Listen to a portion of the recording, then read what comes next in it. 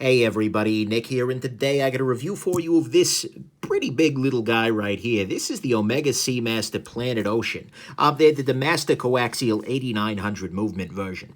This is a review that's been a long time in coming. I think I filmed my initial thoughts on this guy probably 6-8 months ago. I've been wearing it for the better part of a year, and so I now have a pretty good sense of exactly how I feel about it. The good, the great, the bad, and the ugly, and so it's time to finally film the review. But anyways, first off, actually, let's do a little bit of, a quick note. This is the Omega Master Coaxial 8900 movement version. There have been many Planet Oceans in the past, but this is the 8900 version, so if you're trying to find this one, that's what you're looking for. And next thing, let's do some size comparison real quick. Here it is next to a couple of inexpensive watches a lot of people know about. The Casio F91W here, which is a slightly different watch. Here it is against Casio F108. Here it is against another watch that is maybe a little less common. This is an Omega Aquaterra. And this is actually a quartz version, but nonetheless, you can see here that it is pretty large relative to the Aquaterra here. It's substantially larger. And then here it is against another high-end quartz piece. This is the Breitling Aerospace. So you can see in terms of overall face size, it's very similar, but again, in terms of thickness, way thicker there. And then finally, let's do some measurements, actually. I'll bust out my little digital caliper here. Go into middle meter mode because that's how things work in the watch world. And we can do some measurements here. So we can see here that across the overall case, we're looking at 41.6. That goes up to closer to 47, 46 if you include the crown. Lug to lug distance is always an important measure, and that one comes out to about 48 here, which is actually not bad. This is one of the major differences of the 8900 model. It is much smaller, and that's good. At least in that dimension. Some of the other ones were super long. The internal, like the width of the dial itself, comes out to about 32 millimeters there, and I think, and then of course the lug width on this guy for putting on your own custom strap is around 21 millimeters, and that's ridiculous. But that's Omega for you. So there's your size there. Next thing, I do want to thank my buddies over at Lewis Jewelers in Ann Arbor, Michigan for helping me out here. They're the next city over, and they helped me out partly in exchange for the mention, but the thing is they can probably help you out too. They've been great to me, and if you talk to my buddy DK, tell him Nick sent you, they may be able to hook you up a little bit and do a little better than the Omega Boutique can. And then finally, a couple of other notes. There are going to be a couple of videos about this guy. First off, there's this one that reviews the watch. I'm going to do a video that has my more personal conclusions, that talks about questions like, well, how do you feel wearing a watch that's this damn pricey? Or, what are you going to do with this watch? And then I've also got a video comparing this to the Seamaster 300, which is a common comparison that a lot of people asked about, where I talk about the pros and the cons there. But anyways, let's go ahead and finally jump into the good, the great, the bad, and the ugly of this very interesting wristwatch here. So first off, on the good side, this watch is more water resistant than any human will need. So you can see here, well, it's under the hour hand, thank you very much. But this is a watch with 600 meters worth of depth resistance here. Take advantage of the independent hour hand to move the hour. 600 meters worth of depth resistance. That is completely and totally absurd, but you know what? It works like a charm, so there you go. It basically means, though, that for your normal humans, you don't have to worry about water ever. You can scuba dive, you can do anything, and this is going to be fine water-wise. Next thing, despite the fact that it's got very high-end water resistance, it still has a transparent case back, which you can see here is actually beautifully figured as well. As we kind of zoom in, you can see they've done beautiful ornamentation on the movement, and it's great that the transparent caseback lets you see that. That's one disadvantage of your Rolexes of the world that don't have that is, you don't see the mechanical guts of it that are in some ways some of the most impressive parts of the watch. So there you go. Next thing, this guy is very legible. This is a watch that you can read without your glasses on if you require glasses. Actually, you can read it without your glasses on even if you don't require glasses. But still, because it's got a couple of things. It's got polished hands, which help to catch the light, depending. It's got a lot of Loom in there, which provides a very high contrast there. It has these, the hands have a little bit of a V shape to them, which helps to reflect light better. And it is really crazy legible with the nice big indices. This is a watch that I love reading very easily. And that's a silly thing to say, but absolutely, there are watches that are just like, oh God, what time is it? This one is not one of them, so that's good. Next thing, the Loom on this watch is nothing short of spectacular. I'm going to charge it off camera here with a very powerful flashlight so you can get a sense of what's going on. And you can see right here Oh, yeah. Look at that freaking loom. The loom here is really great. You may or may not be able to tell, but it's actually a bicolored loom. There is a green to the loom on the minute hand and on the loom pip there, and there's a blue on the hour hand and everything else. Now, that bicoloredness goes away very quickly. Late at night, you're not going to actually see that, but the thing is, it's a nice little touch, but it is super legible all night, even if you didn't actually charge the loom. It's not the case that you need to hit it with a flashlight before bed, even just based on sunlight early in the day. This is really, really good. If every loom in the world were this good, it would be a much nicer place. But I'm a loom snob. I love, love, love this loom. It's really, really great and super legible then too. Next thing, the bracelet on this guy is great. It has screw-down links, which is a beautiful thing. You can see here, each one of these links here has a little screw on there, and so you can just get in there with any normal flathead sort of bit and remove the links there. It is a fully brushed bracelet here, so that means that it's not going to show scratches quite as readily, although it certainly can if you use it and wear it a lot.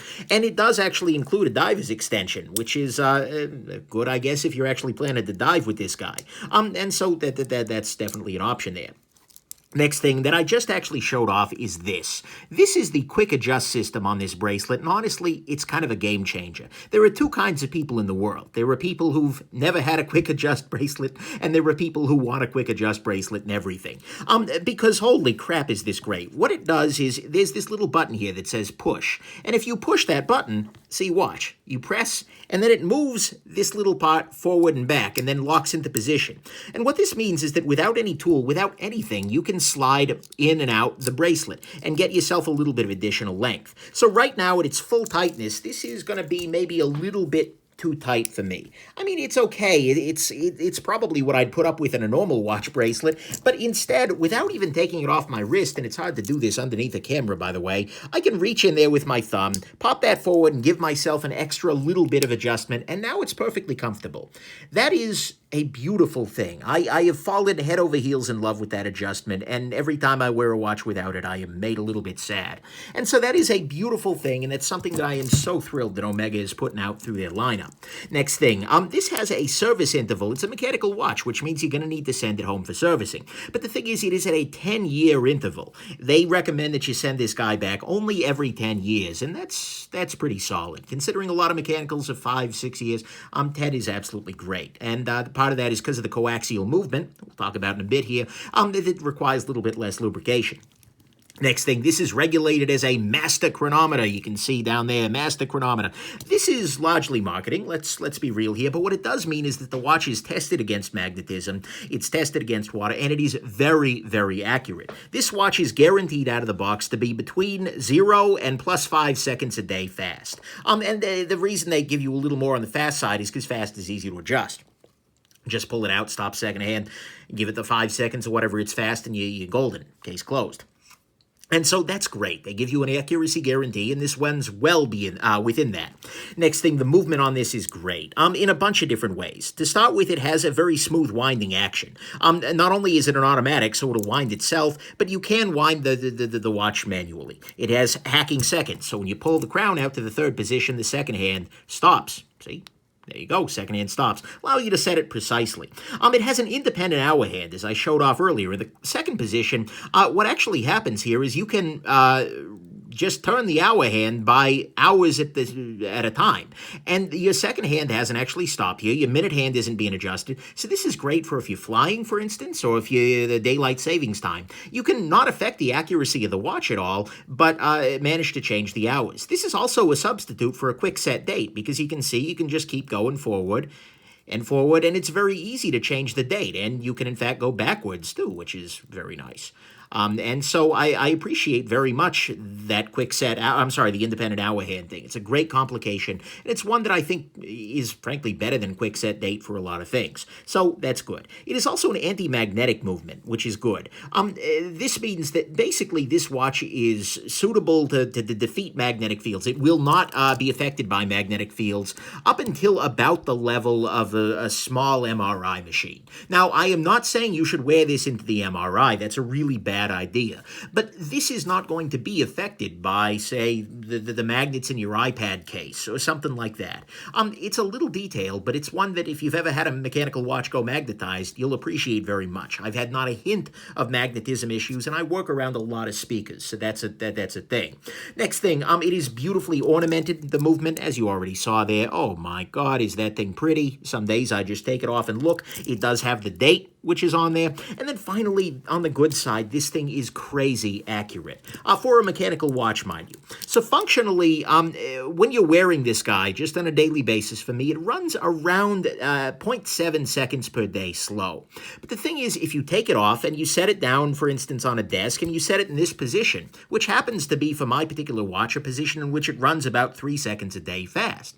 What this means is that if I wear this for maybe 4 days, and then I take it off and put this overnight like this, I'll be right back to 0.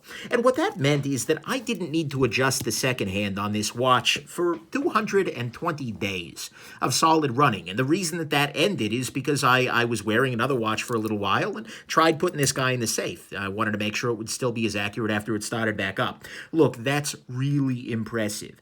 This watch stayed within 15 seconds of accurate for that entire time period. It is really, really accurate. It is good enough that I don't care about the accuracy, and that's amazing, because I really care a lot about accuracy.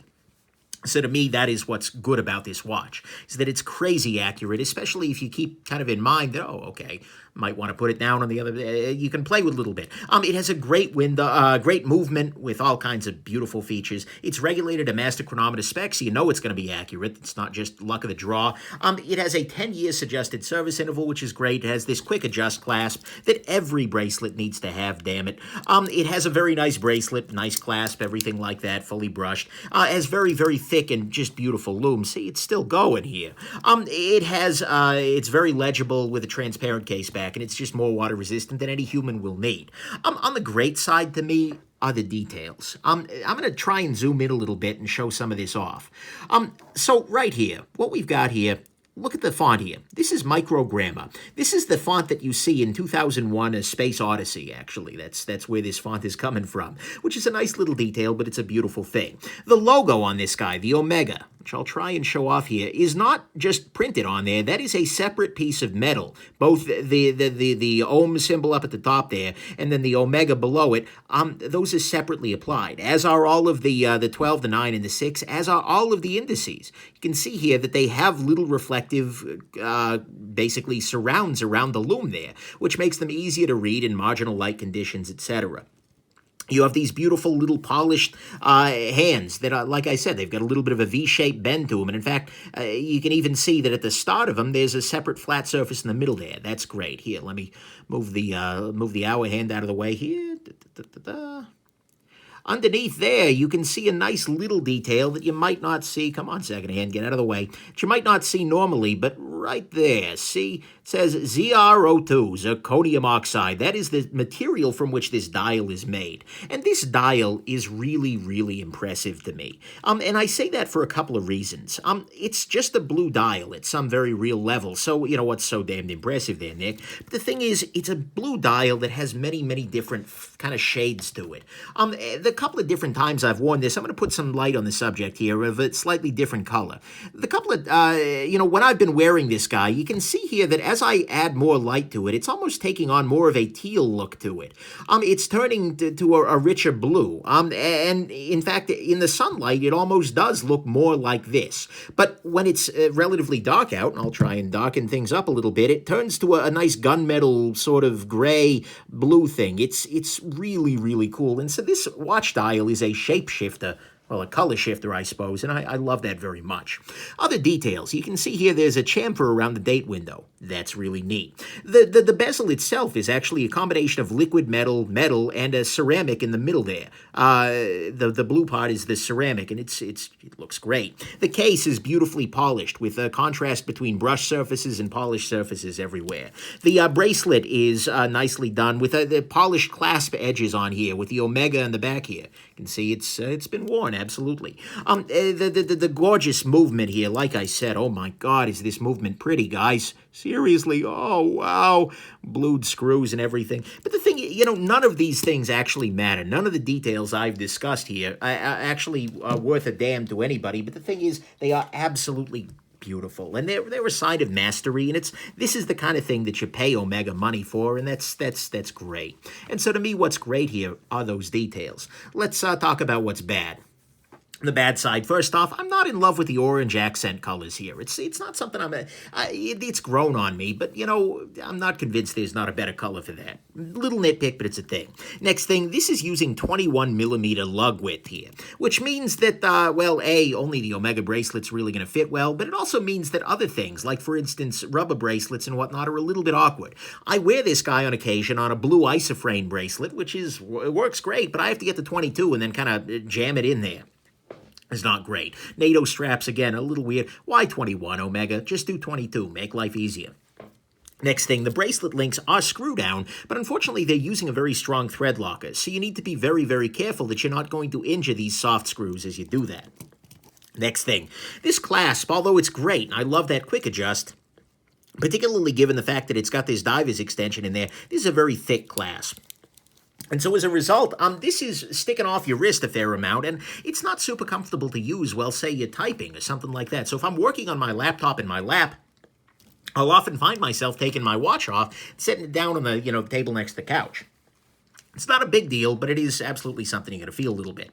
Next thing, there is no half link included with this watch. It only includes these full-size links. And in fact, this half link here was provided by my AD, who, they wanted to help me out there, so they pulled one off of another watch. But the thing is, that's just not very good. Because a lot of people say, well, Nick, why do you need a half link? You got a quick adjust. But the thing is, a quick adjust is not a replacement for the half link. The half link gets it so that it fits you properly in this position, with the quick adjust all the way down there. And then you use the quick adjust when your wrist starts to swell up. You do not want to be in a position where, for instance, you're having to use the quick adjust to make the bracelet fit your wrist at all. And so by doing this, I was able to get it to the point where it fits me beautifully with the quick adjust completely down when my wrist is at its least bulbous, if you will. Bulbous? It's not the term I want. Whatever. And then as my wrist swells due to heat or whatever, I can use the quick adjust to give myself extra room. The half link allows you to make it fit right. And you know what? For $6,500, by God, they should be including those kinds of things. It's a little detail, but they can afford to include little details. Next thing, speaking of little details, this guy does have some bezel play. What I mean by that is that as you kind of move the bezel back and forth, there's a fair amount of waggle here, and it's gotten a little bit better over time, but not by much. And it just it goes back and forth there. I actually took it to the Omega Boutique and showed it to them, and, well, unfortunately, the Omega Boutique near me is staffed entirely by unpleasant humans, but nonetheless, they assured me that, in their own condescending way, that is completely expected for the Omega Planet Ocean here. Unfortunately, it is not completely expected for, say, the Breitling Aerospace, and that's a sign that Omega needs to up their game a little bit. Do better, guys. Next thing, 600 meters of water resistance is the wrong kind of over the top, because no human has ever been deeper than this rating while diving. I looked it up. Nobody has ever gone deeper than 600 meters. Nobody has ever gone 600 meters. And 99% of scuba divers, even if you are a scuba diver, which I am not, by the way, I am just a guy who likes dive watches because I'm insane. But even 99% of divers don't need half of this. And if you are actually going to be a person who is going to be approaching 600 meters worth of diving, you probably want some fancy dive computer rather than this guy. But the thing is, you're thinking, well, okay, Nick, but why does it matter? What's the problem here? Well, the problem here is that, well, you're paying a price. The watch is thicker than it needs to be to get that extra water resistance. I would have much preferred a thinner, sleeker watch at 300 meters rather than this 600 meter beefy thing here. We're sacrificing something everybody wants, namely a little bit more thinness and lightness, for something that nobody really needs, that extra degree of water resistance. Speaking of nobody needs it, helium escape valve. Yeah, that's this guy up here. This is not a crown. This is a little helium escape valve. When you pop this guy out, it actually allows the helium that is built up during deep saturation dives to escape this guy rather than popping the crystal out. The thing is, like statistically speaking, nobody freaking needs this. It is useful for highly technical saturation diving, but for most people, this is just marketing. And more importantly, if this does become loose, and it can very much become loose just from your shirt pocket going on that or something like that, it lowers the water resistance of the watch. With this guy loose, your water resistance is down to, I want to say, 100 meters, and that's not great. And more importantly, it's just another snaggy surface. It's another thing that grabs on the strap of your pack or something like that as you use it. That's just not good. And frankly, this would be a slightly better watch, in my estimation, without the helium escape valve. I wish they just did a special model, the Technical Divers Edition, with that on there and skipped it entirely here. As it stands, unfortunately, the helium escape here is a liability that's masquerading as a feature, and I just don't love that. This is why Rolex has it as an automatic opening flush fit valve. That way it can't cause any trouble. But whatever, no, we don't need that. Then finally, on the bad side, nobody can service this beautiful movement but Omega. One of the problems with it being a coaxial escapement movement and it being a very special in-house movement for Omega is that you can't necessarily take it to your local watchmaker and expect them to be able to work on it. Some of them might, but, you know, the real question is, do you trust them? Are they certified, etc.? And so that means you're going to be sending it back to Omega in 10 years or so when you need it serviced, and that's, well, just not great, because it's going to cost you a fair amount of money. No one's able to give me a quote on this, because none of these have been, to the point where they've been serviced, but you're probably looking at something like $500, $600, $700 every 8 to 10 years. And, that's also going to be looking for a long time without it for service, because, it needs to go to Switzerland or a service center or something like that. This is the dark side of an in-house movement. It's the reason why a lot of people still prefer a vanilla movement in their watches, just to make it easier for pretty much any competent watchmaker to service. So all of that to me is the bad, is that Omega is the only people who can service this. The helium escape valve is not necessary for roughly anybody. 600 meters of water resistance is completely insane and makes the watch bigger than it needs to be. There is bezel play here that I really don't like. It has no half link included, which, come on, guys, 6.5 grand, get with it. It has a very thick clasp. They've used Loctite on the bracelet screws. 21 millimeter band is kind of ridiculous. I'm still not in love with the orange. On the ugly side, unfortunately, there are a couple of ugly issues here. The first of which is that, unfortunately, Omegas tend to lose a ton of value at purchase because they've done a bunch of price increases lately, and the market doesn't quite believe them. This watch goes for $65.50 at retail price. You shouldn't pay retail, by the way. But on the secondary market, like new in box, if you buy one and then immediately put it up on a forum, they go for around $4 grand. So this means that if you buy retail, if you go to an Omega boutique, you will pay $2,500 for the privilege of walking out the door with the box. And this is the universe's way of saying that Omega's retail price is just too damn high. And so I'd love to see them either lower the price altogether, would be nice, or at least lower the cost to ADs to give ADs a lot more flexibility on pricing, because these inflated retail prices honestly feel like they're trying to run their ADs out of business, because that encourages a gray market, and that's just not a great thing. Yeah, that's not good. And especially you read all these articles like, oh my God, the Swiss watch brands are terrified, sales are down. Oh, they're amazed by that. And it's like somebody shooting themselves in the knee and then being amazed that they're walking funny. Guys, no. This watch being 6.5K when it's 4K brand new on a forum is exactly why you're having trouble with your sales. Price the watches a little more realistically, your sales are going to come back. But for now, just don't pay retail is the moral of the story there, and don't buy it if you don't plan to keep it, because that's a way to take a bath. The other ugly thing, and probably my biggest problem with this guy, money aside, is that it is huge and it is heavy. This watch is really, really, really big. I mean, seriously, if we look at this guy, just to give you a comparison here, compared to a U.S. penny, on its side here, this watch is nearly as thick as a U.S. penny. So if you want to figure out how far this sticks up, just put a penny on your wrist. That's about how far this watch is going to go. That's a little bit nuts. And especially given that it's got this nice high crown on this guy, it's going to snag on things all the time. It's not going to want to go nicely under your pockets. It is a tall, tall watch, and it's also really heavy. I mean, seriously, this guy is crazy heavy. Let's bust out my little scale here. And this guy comes in on the wrist, adjusted for my relatively small 6.5-inch wrists, comes in around 6.93 ounces for this guy. Let's compare this to the Omega Aquaterra that I've got here, which was from a simpler time before watches needed to be the size of a dinner plate. And this guy comes in at 4.01 ounces.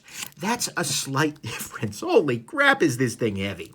And so, unfortunately, although it's much better on a strap, when I move this to the isoframe, it feels almost manageable, although still a little top-heavy. This is really, really thick and really, really heavy. And it is kind of a relief to switch into a watch that is lighter and smaller. Moving to the Aquaterra for a little while, or the Breitling, which is a titanium watch and much thinner, that's kind of a relief. And it almost makes me wish that I'd gotten the titanium model, which is even more expensive, about another $1,500 on top of it. But there, at least, it would be a lot lighter weight, and the center of gravity might be a little bit different. But still, I would love to have Omega remember the day when thin watches were a mark of watchmaking prowess, as opposed to this really thick, beastly sort of guy. And I hope that one of their priorities in the future is to take this watch and just kind of compact it a little bit. And so for me, that's the uglies, that it's really huge, heavy, and tall, which is not great. And, it's really, really expensive because Omega's been raising their prices like freaking crazy. They need to stop doing that. Final conclusions here. Look, this is a really nice watch. I love this watch a lot. It's beautifully finished. It has a great bracelet and a movement that is a mechanical masterwork, 100%, yet manages to match quartz pieces in a lot of ways. What I mean by that, I very firmly believe that for most people, a quartz watch is going to be a better choice for your everyday life, because it's got advantages like accuracy, durability, anti-magnetism, etc., and power reserves that you don't have to worry about. This guy matches most of that. It is almost as accurate as a quartz watch in daily wear if you're conscientious about doing the take it off every so often thing. It is very durable, it is very anti-magnetic, and it has a power reserve that basically means you could wear this every other day, every third day, and you're going to be fine. And that's really, really great. A watch that is just as good as quartz in many ways, but is mechanical, that's astounding.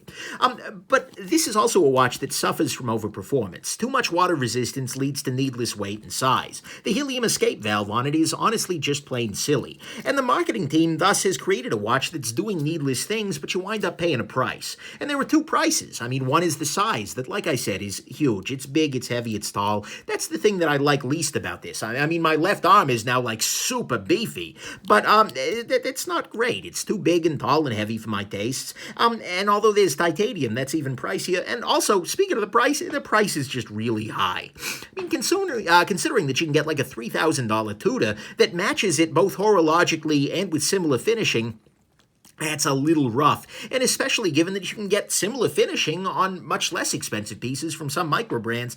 I mean, let's be real here, Omega, this isn't $6.5K. Seriously, no. They're taking us for a ride here. And so, like I said, what this means is that if you want this watch, and I totally don't blame you for wanting this watch, it's an incredible piece, do not pay full retail. Don't go to an Omega boutique. Instead, go to an authorized distributor. Find somebody, an independent store that stocks Omega, and they will help you out. Because there you will get the full warranty, you'll get authenticity, you'll be sure it's the real deal, and you'll get a company with the actual service who's willing to help you out. If, for instance, you realize you need a half link, they'll help you out. That's kind of the thing. And that's better than buying from some random jackass on the internet, and you'll pay a lot less money than doing that than you will full retail. I mean, heck, if your local retailers won't help you out, talk to mine. Like I said, DK at Lewis in Ann Arbor has really helped me out, and I think they ship out of state too. But look, the simple fact remains that the big Swiss brands have raised their prices just too much lately, and as a result, value has left the building. If you are a value buyer, you do not want this. But that said, this is still really great. And this is honestly very close to an ideal watch for me. I mean, my perfect watch would have a bracelet a lot like this one, maybe a little thinner. This same legible, beautiful face, this kind of an accuracy, this kind of a bezel, but just half as thick, half as heavy, and, well, ideally half the price. But look, even as it is, this is a mechanical watch that is functionally really, really good. It's using fancy mechanical technology to match quartz in most ways, and it really has removed the temptation from nearly any other mechanical watch. I look at watches a lot, but I have yet to walk into a store and walk out thinking, God, this is way better than the Planet Ocean. No, nowhere freaking near. As long as I own this, I don't need another mechanical watch. I am all set. It is an incredible piece. It is a beautiful object. It is absolutely a gem for the technology, for the excellence in so many of these ways, even with its flaws. And it is without a doubt the best watch I have ever owned. And it's frankly among the best watches I've ever handled. And I've played with a lot of higher end stuff. Whether it makes sense for you is going to be more a question of your wallet than anything, as well as, well, the strength of your left arm there. And my personal conclusions will address that issue a little bit more head on. But the thing is, this is a spectacular timepiece. And if you are considering, if you can swing the weight, if you can swing the price, and you love what this guy is selling, then, oh my God, you should take a light speed trip over to Planet Ocean. There you go. I hope this has been interesting, that this has been the alpha and the omega of reviews for this watch for you, and that you have yourselves just an absolutely wonderful rest of your day. Bye now.